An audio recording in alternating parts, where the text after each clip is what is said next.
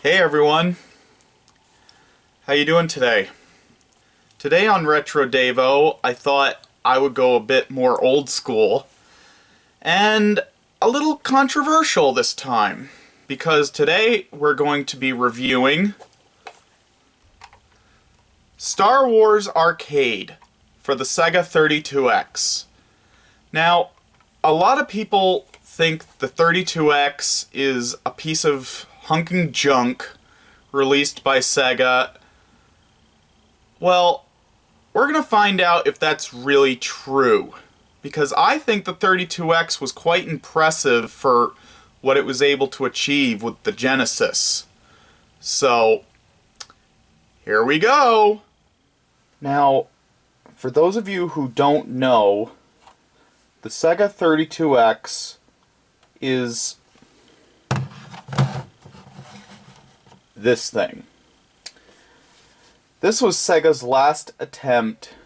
It was released in 1994, but it died in 1995 when the Sega Saturn was released. This was Sega's last attempt to keep the Genesis alive. Now, at first sight, it may look like you can just put this on top of your Sega Genesis, but that's not the case. So I'm going to show you how to hook it up to both a Model 1 and a Model 2 Sega Genesis.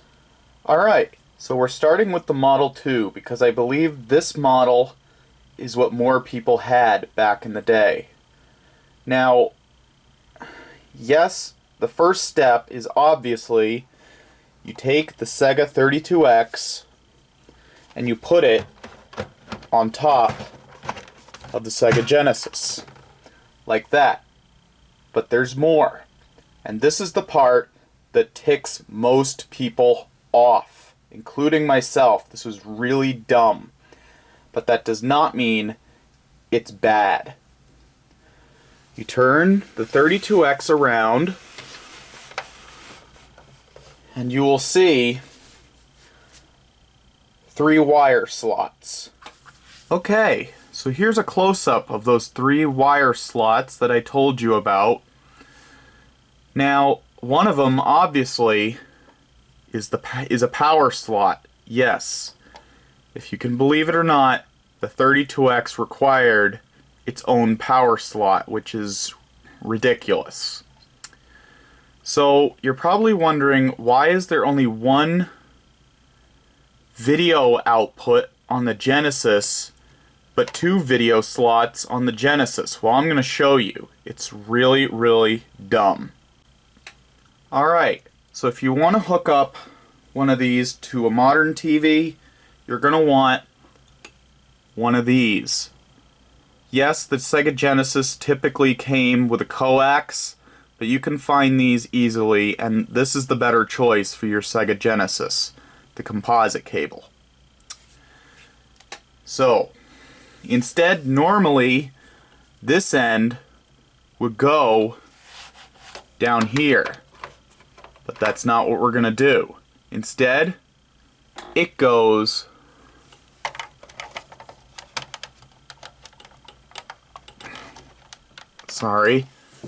up here.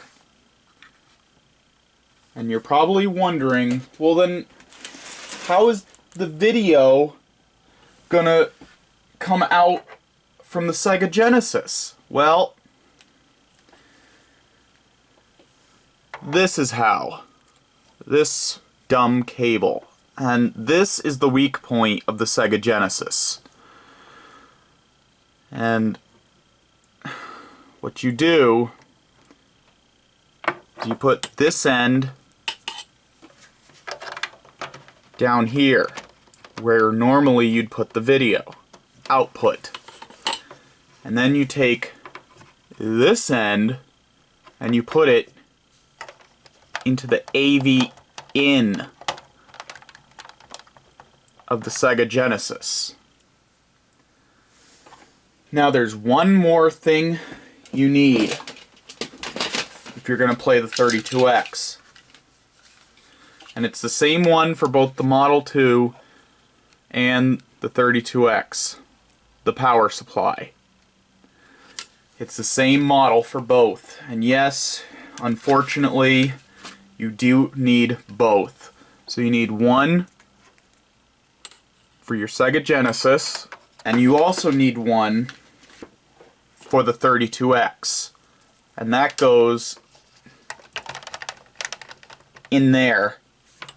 And then you take a game, like the game that we're going to be reviewing, Star Wars Arcade, and you pop it in there. So now let's take a look. How do you hook this up to a Model 1 Sega Genesis? Because you might have a Model 1. Alright, so I got a Model 1 Sega Genesis here. And if you notice, though, it does have a different power supply, but most importantly, you'll notice it has a different video output. And this is where you need a certain adapter. Yes, if you notice, I left them all connected. You can just put it on the 32X like that. But see? Different connection.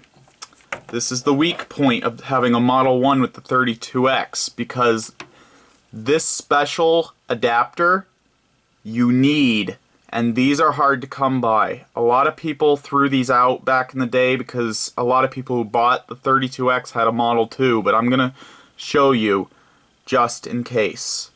So you take this end and you pop it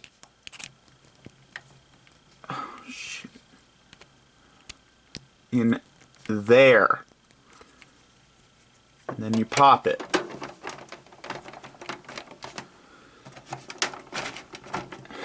In there. What the hell were you thinking, Sega? This is the most ridiculous setup ever! And another thing about the 32X, so many of you recognize this controller, the ordinary Sega Genesis 3-button controller. Well, a lot of games on the Sega 32X, as well as a lot of later Sega Genesis games, couldn't use this controller because there was not enough buttons. So, Sega came out with the 6-button controller. And what's remarkable is that early on, and I think they learned this from the Super Nintendo, even though there's not two of them, there's actually a side button. And in Star Wars Arcade, you actually use this to select what mode of the ship you want to be in. And you'll see that in the gameplay. But yeah, all these buttons are used in the game, so there's really not enough buttons with just the 3. So if you want to play 32X, make sure you have or get one of these 6-button Sega Genesis controllers.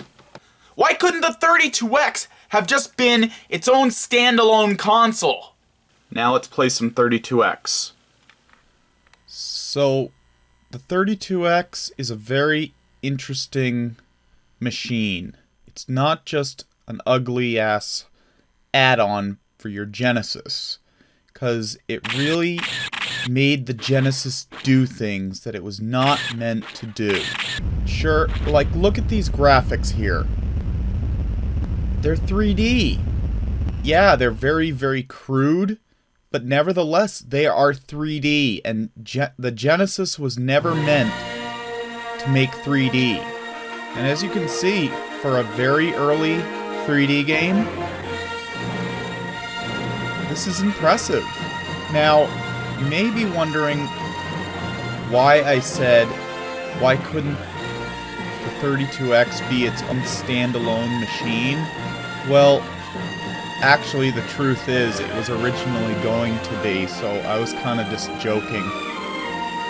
It was originally going to be called the Sega Neptune, and it was basically a standalone 32X.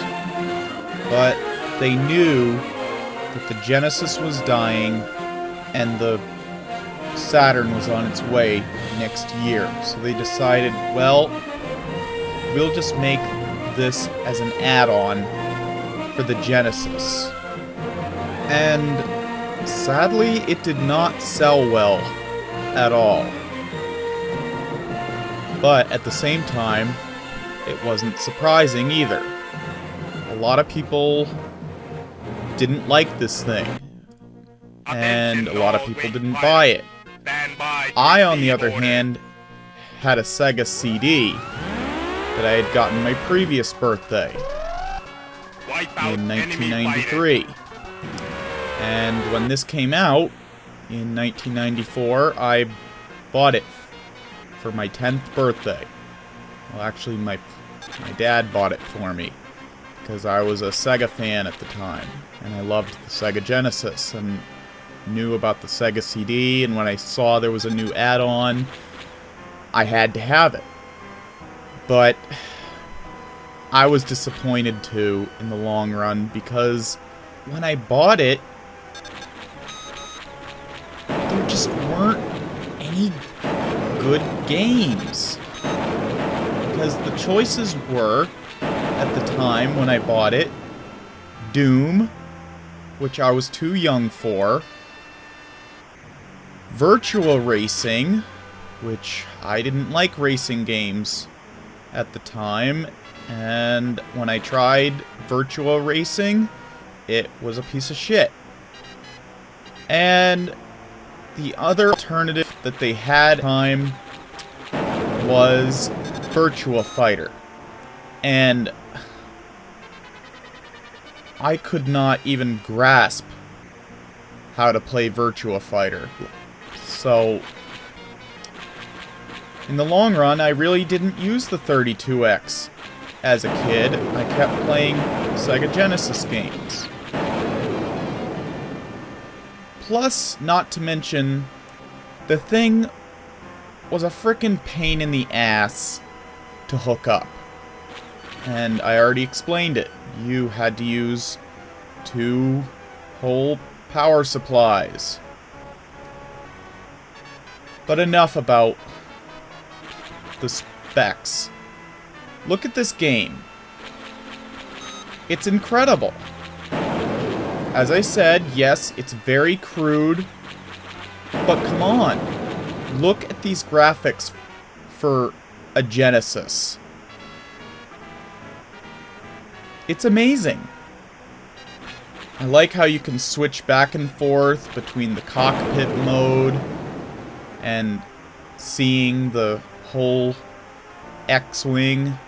It's really incredible. And even the asteroids, as crude as they are very impressive for the Genesis and their time.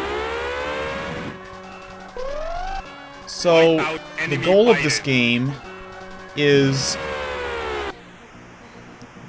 before you get to the Death Star, and yes, the goal of this game is to get to the Death Star and blow it up, but you won't see any footage, sadly, of the Death Star in my gameplay, because I didn't make it that far. However, this right here should impress you. Look at all these Star Destroyers. They're shooting lasers at me. They're 3D. And whenever I was in third person with my full ship available to see, which you'll see soon, I'm sure, if you haven't already seen it, this game reminds me a lot of the original Star Fox on the Super Nintendo, and I can't help but think it heavily inspired how they made this game. In fact, there's a lot of similarities between the original Star Fox on the Super Nintendo and this game, Star Wars Arcade, which is based off of an old arcade game. See, there was the ship, with Mode 7 graphics. But I could be dead wrong. Now, as I said, I did not have this game when I was a child, and so I've never beaten it. I only picked it up the last 2 years or so. But I love this game, and I would encourage anyone to buy a 32X just to play this game. So, the goal of the game is simple. To shoot down the TIE fighters through 3 stages, and then on the 4th stage you progress to the Death Star. And your goal is to blow up the Death Star. Now there's a lot of other great 32X titles that you should consider adding to your collection, and we'll definitely review those another time, but just to name a few, there is an excellent port of Doom on the 32X, possibly the best port on older consoles, other than the Atari Jaguar. There is also Zaxxon 2000. And no, it has nothing to do with the original Zaxxon. It's more like a new Zaxxon. There's also Metalhead, which I haven't played that one yet, but I've heard you play as a robot, that you go around and shoot people. I could be mistaken. And there's many other great ones as well. Now, there is no Sonic game on the Sega 32X, which is a pity, but there is Knuckles Chaotix, where it's a really fun game, but I personally have never played it, and hopefully I can hunt down a copy so I can show you guys, but if you guys want to see it, you should go look it up. So, is the 32X a bad system? And is this a good game? Yeah, I think this is a great game. I mean, sure, it's not for the average Joe, but the thing is, the Sega 32X was Sega's last attempt to keep the Genesis alive, and it was really just it wasn't meant to be a full console. It was an add-on that was meant to hold us over for a year while the Saturn came out. And to tell you the truth, I like the games that are on the Sega 32X better than I do like the games that I've seen for the Sega Saturn. And I know I might be crazy for that, but folks, the Sega 32X is not a bad system. Yes, it's a pain in the ass how you have to hook it up, but believe me, once you do, there's some great games on it, like Star Wars Arcade, which is really impressive for the time. So, I'll see you next time.